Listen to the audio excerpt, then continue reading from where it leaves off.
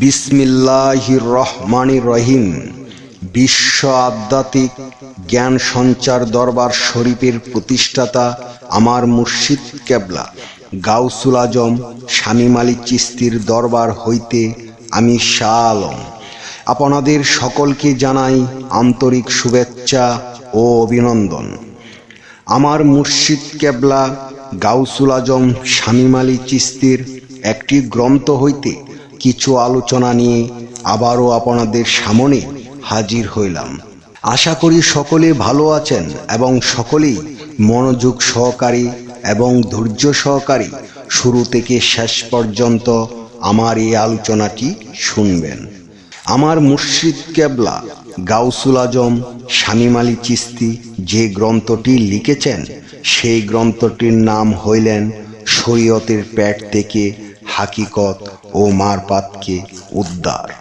এই গ্রন্থ হইতে যে আলোচনাটি নিয়ে আপনাদের সামনে হাজির হইলাম, এই আলোচনাটি হইলেন 18,000 মাখলুকাত। 18,000 মাখলুকাত নিয়ে কিছু তত্ত্ব আলোচনা করিব।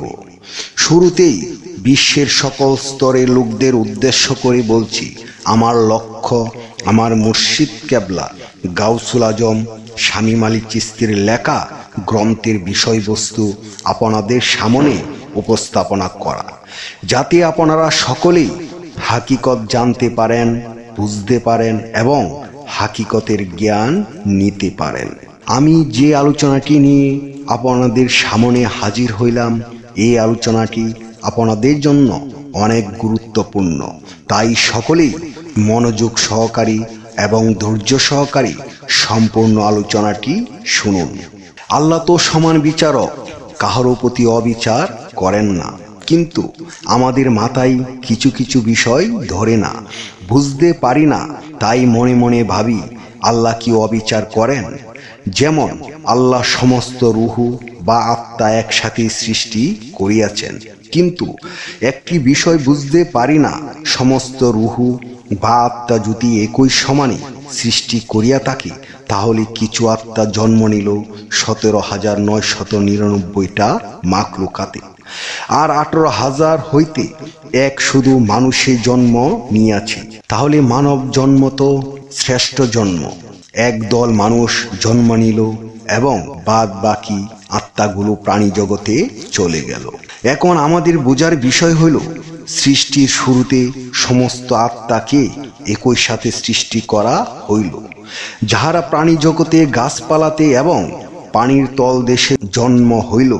এখন কথা হলো, যে আত্মাগুলো মানুষের জন্ম নিল সে আত্মাগুলো কি পূর্ণতা ছিল, এবং যাহারা বন্য প্রাণী গাছপালাতে চলে গেল বা জন্ম নিয়েছিল তাহাদের এমন কি পাপ বা অপরাধ ছিল? একই সাথে একই সমানে সৃষ্টি হইল, মানুষ শান্তিময় ও শ্রেষ্ঠ হইয়া আসিল। তাহলে কি 18,000 মাখলুকাতের মাঝে 17,999টি মাখলুকাত বিনা দোষে দোষী হইল? যদি তাই হয়, তাহলে আল্লাহ অবিচার করিল না? অবশ্যই না। আল্লাহ কখনো কোনো বিষয়ে অবিচার করেন না। হ্যাঁ, আল্লাহ অবিচার করেন না। তাহলে কোন বিচারে 18,000 মাখলুকাত থেকে 17,999টি মাখলুকাত প্রাণী জগতে জন্ম নিতে হইল? এক সমানে সমস্ত আত্মা সৃষ্টি হইয়া তো কোনো পাপ করে নাই, আবার আল্লাহ তো অবিচার করেন নাই। আবার আল্লাহ তো অবিচার করেন না, কোন কারণে তাহারা এই শাস্তি ভোগ করিবে?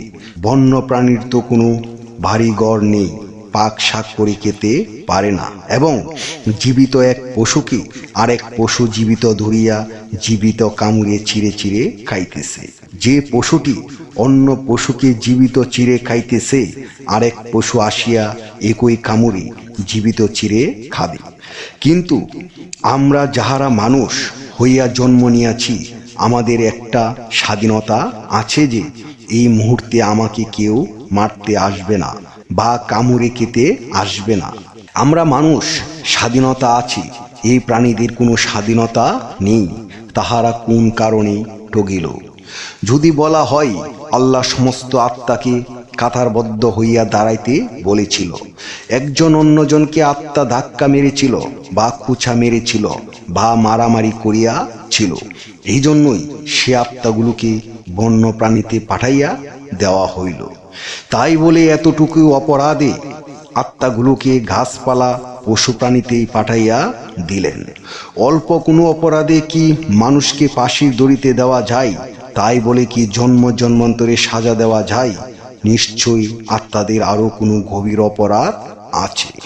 যদি মহান আল্লাহ তাআলা আমাকে দয়া করে জানাই, তাহলে আমি শাহ আলম অবশ্যই আপনাদেরকে জানাইতে পারব। আমি যে আলোচনাটি আপনাদের সামনে করেছি, এই আলোচনাটি আপনাদের কাছে কতটুকু ভালো লেগেছে। যদি ভালো লেগে থাকে তাহলে আমাদের এই চ্যানেলটি সাবস্ক্রাইব করে দিবেন। সামনে ভালো ভালো আলোচনাগুলো পেয়ে যাবেন। এবং আপনারা কি ধরনের আলোচনা চান আমাদেরকে কমেন্টে জানাবেন। আমরা চেষ্টা করিব আপনাদের পছন্দ মতো আলোচনা নিয়ে আসতে। আমার এই আলোচনাটি করতে যাইয়া কথা ভাষা ছন্দে যদি কোনো ভুল হইয়া থাকে, সকলেই আমাকে ক্ষমা ও সুন্দর দৃষ্টিতে দেখবেন। সকলেই আমার জন্য দোয়া করিবেন, আমি যেন আপনাদের সামনে ভালো ভালো আলোচনাগুলো নিয়ে আসতে পারি এবং শোনাইতে পারি।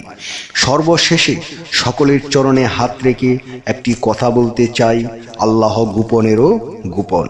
সেই গোপনকে পাইতে হলে একজন কামেল মুর্শিদের কাছে যাইয়া বায়াত গ্রহণ করে সেই গোপন ইবাদত ও গোপন সাধনার মাধ্যমে আল্লাহকে লাভ করিতে হইবে। সকলে ভালো থাকবেন, সুস্থ থাকবেন। আল্লাহ হাফেজ।